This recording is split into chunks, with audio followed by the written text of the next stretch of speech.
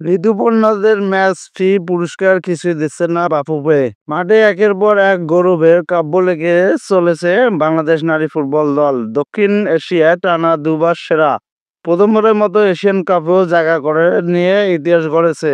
কিন্তু এমন সোনালী সাফল্যের আড়ালে কিনা লুকিয়ে আছে তিক্ত বাস্তবতা।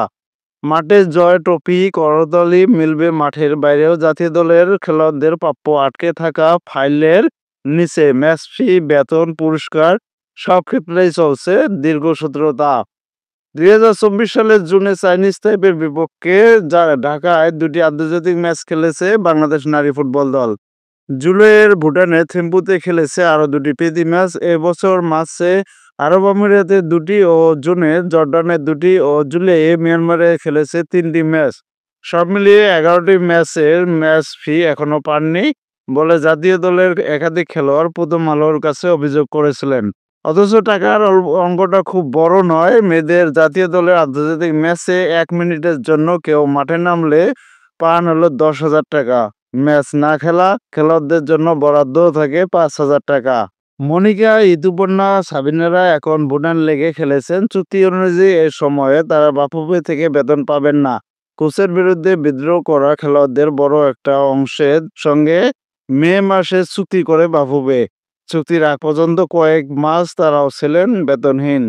ভুটানে খেলতে যাওয়ার আরেক শীর্ষ খেলোয়াড় জানান, তারও ৩৫ দিনের বেতন বাকি রয়েছে। ফেব্রুয়ারিতে ২১ পদক পেয়েছে বাংলাদেশ নারী ফুটবল দল। সরকারের পক্ষ থেকে তখন দলকে আর্থিক পুরস্কার দেওয়া হয়েছিল। সেই টাকা এখনো না পেয়ে এক খেলোয়াড়ের দুঃখ। শুনেছি সরকার তখন নারী দলকে ৪ লাখ টাকা দিয়েছে। হিসাব করে দেখেছি খেলোয়াড়দের জনপ্রতি প্রাপ্য ১২,০০০ টাকা। কিন্তু এত মাস পরও সেই টাকা মেলেনি। টাকার পরিমাণ বড় বিষয় না, না দেওয়ার মানসিকতাই কষ্টের। সামান্য এই টাকা সময় মতো না পেয়ে জাতীয় দলের এক শীর্ষ ফুটবলে তীব্র ক্ষোভ। গত বছর সাফে খেলা ৪ ম্যাচের ফি পেয়েছি ৪০,০০০ টাকা। আর সাফের আগে তাইপে আর ভুটান, এবছর জর্ডান ও মিয়ানমারে খেলেছি। আরও মোট ৯ ম্যাচের ফি বাকি।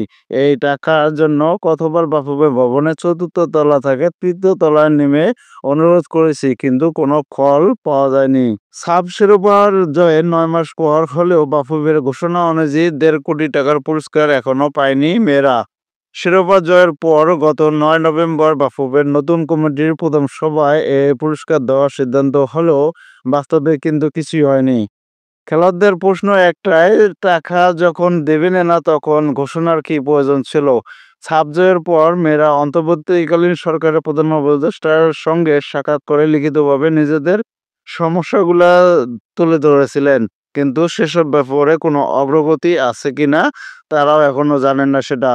বাংলাদেশে এখনো নিয়মিত হয় না মেয়েদের ফুটবল লীগ। ১২-১৩ জন নারী ফুটবলার লীগ খেলেছেন ভুটানে। ভুটানের খেলোয়াড়রা বাংলাদেশের মেয়েদের অবাক হয়ে জিজ্ঞেস করেন, এত ভালো খেলার পরও তোমাদের দেশে কেন লীগ নেই? শুনে বাংলাদেশের মেয়েরা লজ্জা পান। এক খেলোয়াড় বলেছেন, ভুটানের মেয়েরা সবই সময় মতো পায় আর আমরা মাসের পর মাস অপেক্ষায় থাকি। এশিয়ান কাপের চূড়ান্ত পর্বে ওঠা দল মিয়ানমার থেকে ফিরেছে জুলাইয়ে। রাত ৩টায় হাতিরঝিলে ফুটবলারদের সম্বর্ধনা দেওয়া হলেও কোনো আর্থিক পুরস্কার দেওয়া হয়নি। যা নিয়ে ক্ষুব্ধ এক খেলোয়াড়দের মন্তব্য, মঞ্চে বানানো খেলোয়াড়দের কাট আউট বানানো, এসব না করে বরং মেয়েদের এই টাকা দিতে পারত।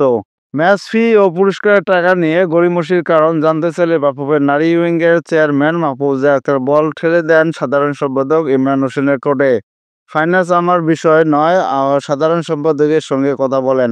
সাধারণ সম্পাদকের দাবি, মেয়েদের ১১ ম্যাচ ফি না পাওয়ার তথ্য সঠিক নয়। তাহলে সঠিক কি জানতে চাইলে তিনি সব দেখে জানাবেন বললেন। আরও কিছু জানাননি। ৯ মাসে ১.৫ কোটি টাকার পুরস্কার না দেওয়ার প্রসঙ্গে তার উত্তর, নো কমেন্টস। ২১ পদকের অর্থ বরাদ্দ আটকে থাকার বিষয়ে সাধারণ সম্পাদকের ব্যাখ্যা, মন্ত্রণালয় চেক দিয়েছিল বাংলাদেশ নারী ফুটবলের নামে, যা ভাঙানো যায়নি। মন্ত্রণালয়কে বাফুফে বা মেয়েদের নামে চেক দিতে বলা হয়েছে, কিন্তু এরপর কেটে গেছে প্রায় ৬ মাস।